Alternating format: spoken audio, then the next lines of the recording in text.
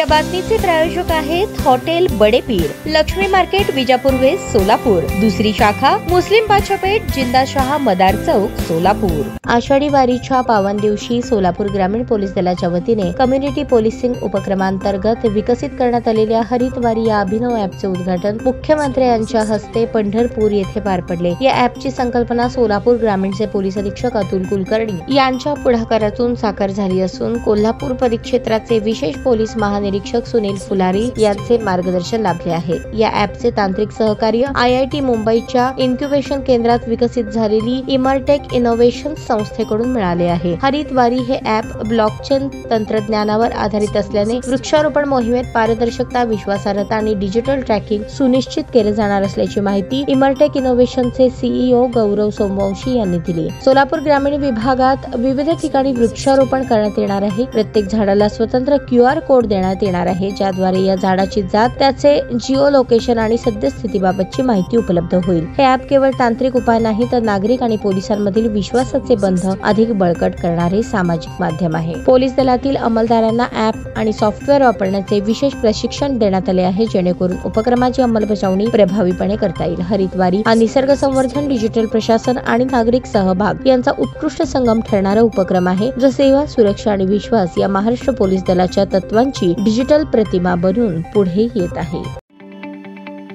ताज्या बातम्या पाहण्यासाठी प्राईम महाराष्ट्र न्यूज चॅनलला सबस्क्राईब करा।